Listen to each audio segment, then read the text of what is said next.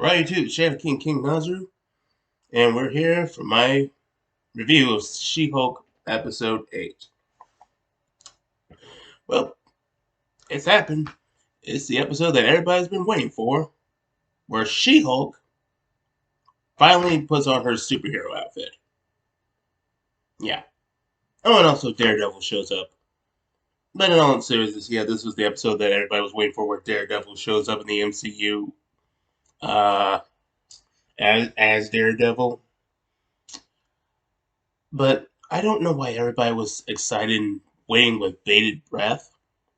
Because you see what the show is like. It's awful writing. It's blatant misandry. It's complete disrespect towards the comics. But only like the biggest MCU fanboys or the biggest shills of the Axis media would have keep applying this. But like I said before, the best Daredevil could have hoped for was to get out this damage, but not unsalvageable. So, let's get into it, shall we? Let's see if that happened. So we start off with LeapFrog trying to stop a robbery, and LeapFrog ends up looking like a complete buffoon and completely ineffectual. Though I don't have a problem with this because that's how he is in the comics. He's supposed to be a gag character and pretty low obscure one. And when the fight doesn't go all that well, he tries to use his rocket booster to escape. And yes, he does his catchphrase of "Ribbit, rip it," or something like that. Only for the rocket boosters to malfunction. And then we cut to the story being explained to She-Hulk, and he says that he wants to get reparations from the guy who made the suit, which happened to be the gay tailor that made She-Hulk's outfit, along with other superheroes, apparently. Because apparently, only a gay tailor who specifically works for superheroes is the only guy who can make an outfit for a 6'7" woman. Yeah, if that doesn't make any sense, then just don't think about it. It's only because it doesn't make any sense. But She-Hulk doesn't want to take this case because this will be a conflict of interest. Because not only did this guy make her superhero outfit, he's also making her outfit for her Female Lawyer of the Year award. Ooh. Which is on the question when you see how incompetent She-Hulk is as a lawyer. Unlike her comic book version, where she's actually a good lawyer. Unfortunately for her, her boss mentions that LeapFrog's dad is a huge client of theirs, so they need to take that case. So She-Hulk tries to come up with a compromise where she goes to the gay tailor and says that, hey, you don't um, have to have to get sued or anything. Just maybe offer some money to my client or fix his rocket boots, and we'll be all good. But She-Hulk didn't think this through because she should have realized that the gay tailor takes huge pride in his product and would consider any criticism or any indication that he made a mistake in them to be outright blasphemy. So he says, "No, I'm not going to give you anything. I'm going to sue you for dare slandering me and my products. And on top of that, I'm not going to make your outfit. Suck it." And She-Hulk leaves in a huff and says that she's going to take it to court. And then they have their little courtroom case with She-Hulk representing LeapFrog and representing the gay tailor, Matt Murdock, aka Daredevil. And you know what the best part is? I don't think the writers intended this to be funny because they're not that intelligent or competent, but it really was funny seeing Jen looking like a complete clown being schooled by an actual good lawyer. With Daredevil looking intelligent, looking like a competent lawyer, and just running circles around her. And I imagine that the writers had to do this begrudgingly because the studio were mentioning that Daredevil was going to be in another project, so they can't make him look bad, unlike how they made some other characters look. So they had to begrudgingly show respect to this character. Oh man, they must have been gritting their teeth just taking on this task that they didn't want to do. But anyway, going back to the case, it turns out that when that Daredevil was smelled some jet fuel in the rock on LeapFrog, which he could sense because he's blind and his other senses were heightened, and he says that you reuse jet fuel for your rocket boosters, and the Gay Taylor says that went completely against his instructions, and that basically makes it that it's LeapFrog's fault that his outfit malfunctioned, and thus they lose the case. But She-Hulk yeah, we tried to sue you, but we're still cool, right? You're still gonna make my outfit. And the Gay Taylor says, no, I hate you now. Well, it certainly serves you right. But yeah. And after She-Hulk loses the case, she turns back into Jen, and Jennifer Walters decides to drown her sorrows in alcohol. Second verse, same as the first. But this time, Matt Murdock offers her a drink as a sort of peace offering, and they basically have a dialogue. And Daredevil basically says, "Hey, you could you're in a good position to help people. Uh, Jennifer Walters can help people when society fails them, and She-Hulk can help people when the law fails them." And this basically inspires uh, Jennifer Walters to embrace the She-Hulk persona and be a superhero. Wow, 8 episodes in, and only now you're trying to be a superhero. And it takes a speech like that for you to figure that. Whereas the comics version practically instantly wanted to be a force for good and use her powers as a superhero, which I have said multiple times before.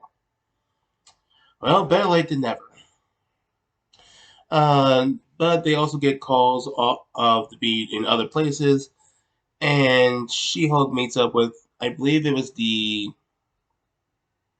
the guy who said that She-Hulk was an interesting specimen or whatever, and basically he's bragging about how he got a Wakandan spear. It was didn't really matter all that much in the grand scheme of things. So let's move on from that.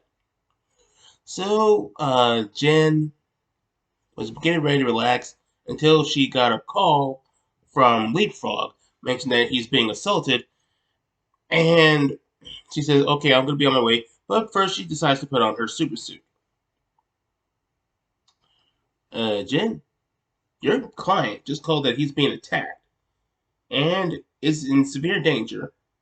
And your first instinct is to not just run as fast as possible to this client and save their life, but to put on your super suit and go on with it. Now I know superheroes like to do this in emergencies, but that's usually when the crisis hasn't escalated to a huge emergency. And it's used to protect our identity. But Shield's identity is already known. So here she's just trying on her new outfit while a citizen is in danger. Well, not as while her client's is in danger. This is just like Batwoman all over again.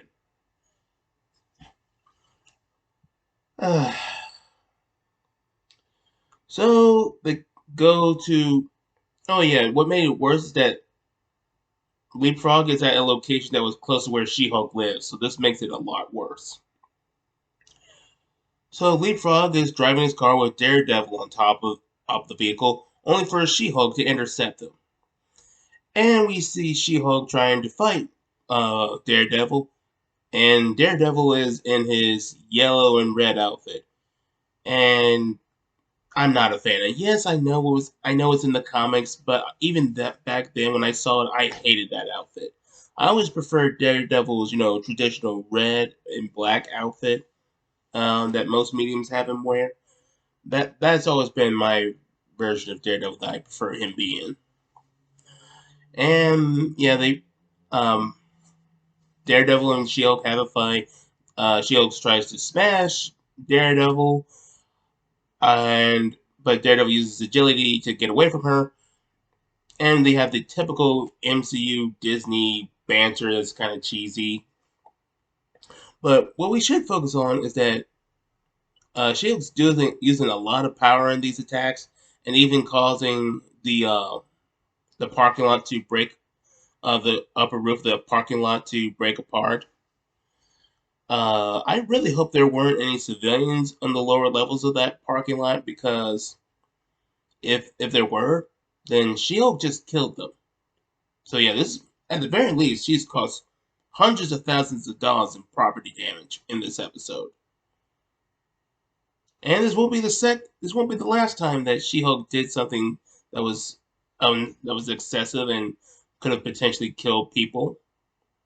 So MCU, you no longer have a right to have to complain about how Man of Steel had Superman causing a lot of property damage. But yeah, um, Daredevil tries to catch up with LeapFrog, and even trying to jump down using acrobatics, which is clearly CGI, because you can't. I don't believe Charlie Cox was performing this a lot live. But She-Hulk manages to catch up, and Daredevil tries to run after LeapFrog, and and well, She-Hulk lifts up a car and tries to throw it at Daredevil. Remember when I made my Raimi Man trilogy reviews? I mentioned how I didn't like those movies, and one of my complaints was that Doc Ock wannabe uh, threw a car at an unknowing Peter Parker, um, which he didn't know Peter Parker was Spider-Man. He didn't know he had superpowers. He didn't. All he knew is that Peter Parker was there somehow, and that if Peter Parker's Spider Sense didn't activate at the last second, that he would have gotten killed by that car, and thus Doc Ock would have never found Raimi Man. I mean, there's some other issues with that scene, but the big point is that he nearly killed the person he was looking for. This is virtually the same problem. She-Hulk is trying to throw a car at another vigilante. One she doesn't even know has superpowers, so she doesn't know if he's invulnerable or anything. So for all she knows, he's just an agile fighter. So if that car hits him, he's dead, which means this is attempted murder. And if Daredevil wasn't trying to keep a secret identity, he could sue She-Hulk for this. But Daredevil fortunately manages to evade that, so She-Hulk resorts to using the Thunderclap attack on him, and that actually hits Daredevil and causes him to land into a car. Yeah, Jen, again, Daredevil's only superpower is that he has echolocation due to his blindness and some chemicals giving him his superpowers. Aside from that, in his agility, he's a normal guy. Which means getting hit by that car, at the very least, would have shattered his rib cage, along with some of the other parts of his upper torso. And that likely would have happened if this was like under the Netflix version. But worst case scenario, that would have killed him. And again, this is borderline attempted. No, this basically is attempted murder. And again, more things that if Daredevil wanted to, he could sue She-Hulk for. But no, it doesn't even get brought up. So She-Hulk manages to catch Daredevil and unmask him and finds out that he's Matt Murdock. And he basically explains that, yeah, I'm Daredevil, but She-Hulk has never heard of him. Yeah, it doesn't. I guess I should have expected that She-Hulk was not only stupid but also incredibly ignorant.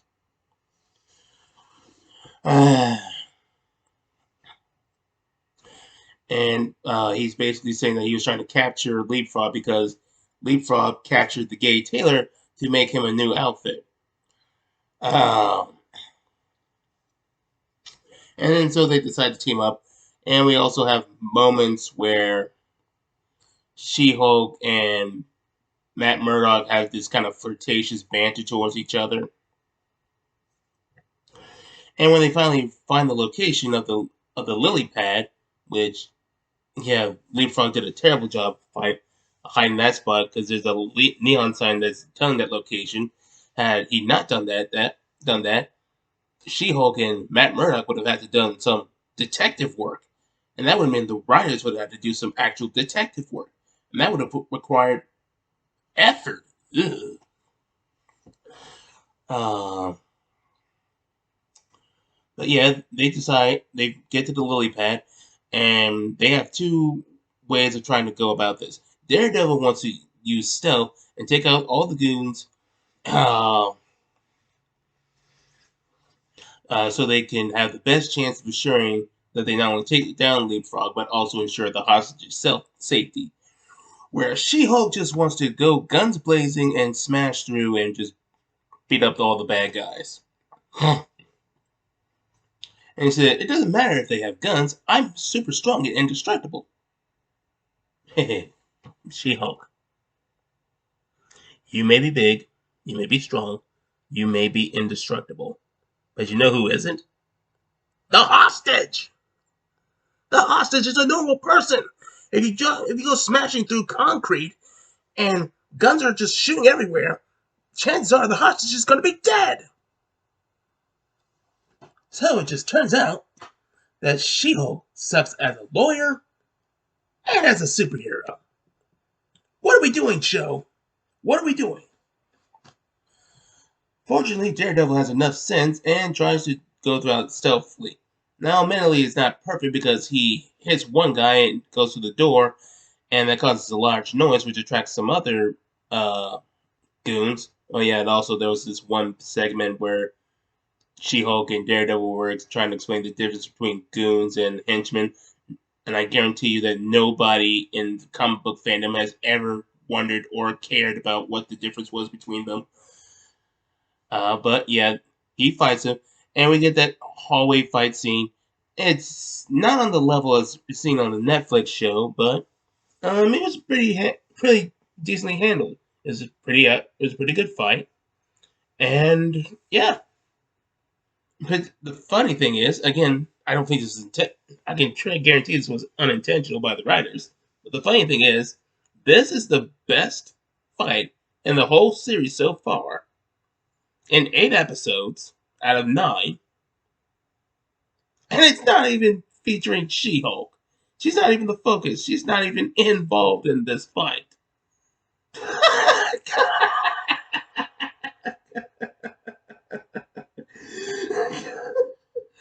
Oh man, it's so pathetic. The best fight in the She-Hulk show doesn't even involve She-Hulk. But then more goons start to hear all the fighting, and they get ready to fire their crossbows at Daredevil. Yeah, they're using crossbows because guns was too brilliant of a weapon to use. But She-Hulk starts smashing through the roof and lands on them. Uh, Jen, I know these are the bad guys, but they're still people, normal people, and you coming out feet down with with half a ton of concrete falling on them, and you weighing 600 pounds, all that weight on them, that would they're dead. They're dead. And I don't care what the ADR or suggestion with all that groaning. No, these people are straight up dead. I don't want to hear any MCU fanboys suggesting that these people are alive. She-Hulk is a murderer. End of story. And the worst part of it is that Daredevil doesn't even bring that up. All he does is facepalm, but that's because wasn't subtle about her entrance. Not the fact that she potentially murdered. No, not potentially. She should have murdered. She definitely did murder them.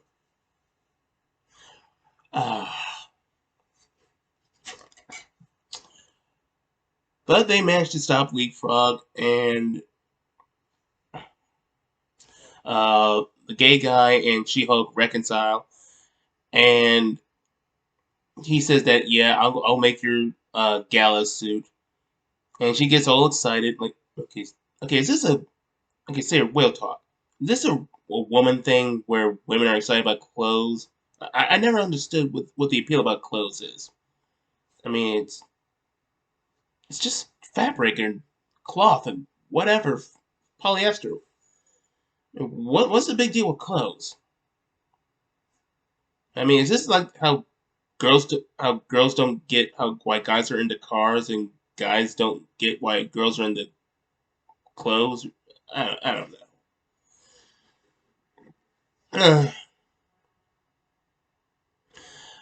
But yeah, they managed to save the hostage, and Daredevil says he's going to be leaving tomorrow, so She-Hulk and Daredevil have sex as expected.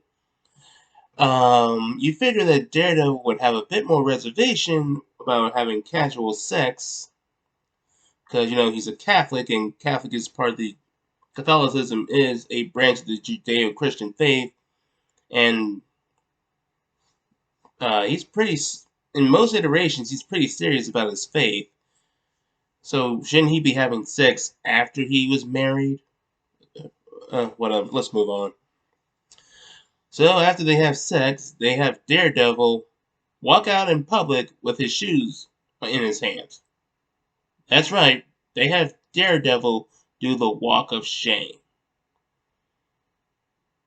Now I could go into some tirade about how this is trying to subvert gender norms or some nonsense, but the real problem is that Daredevil is acting foolish by going out in public in his outfit where he could be seen by everybody.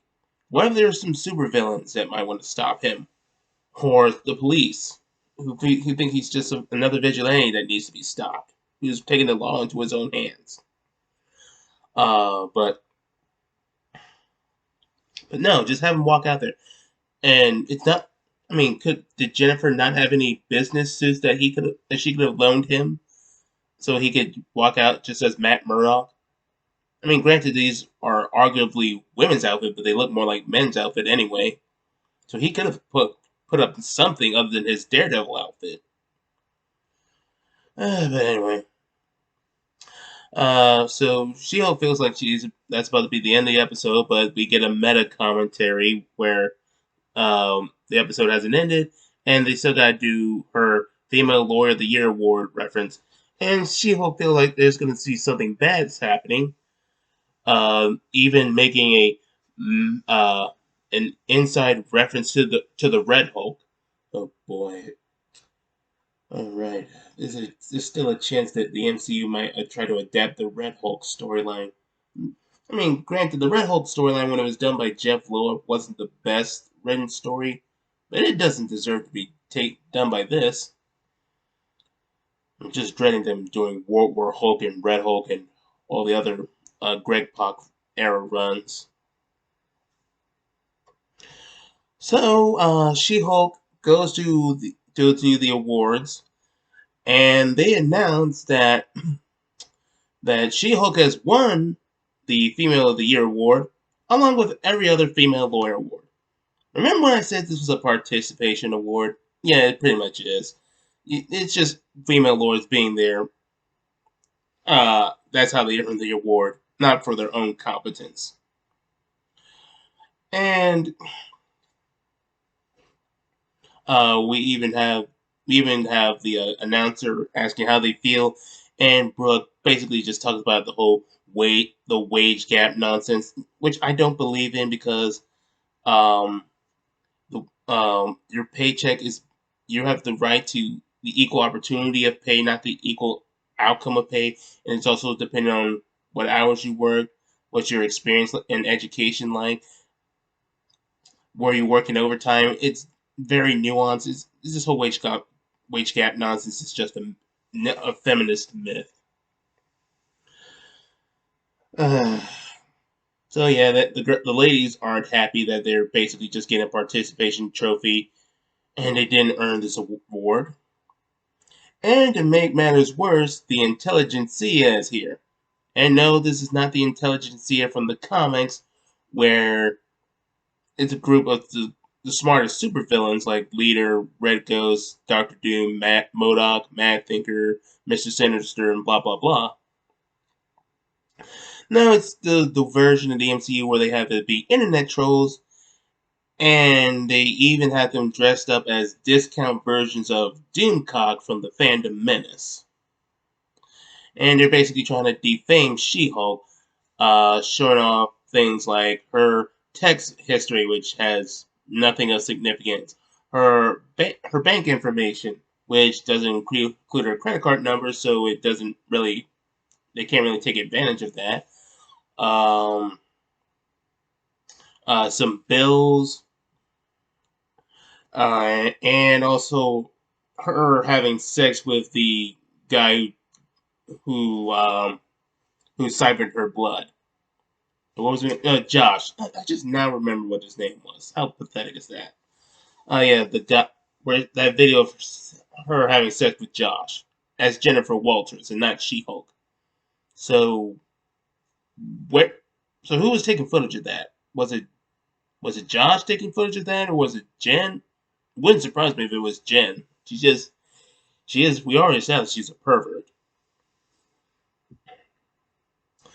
But honestly, if this was supposed to be some kind of huge get back at She-Hulk scheme, it's kind of lame. There's nothing all that damning on her. Uh, I mean, the sex thing probably is embarrassing, but and it's nothing.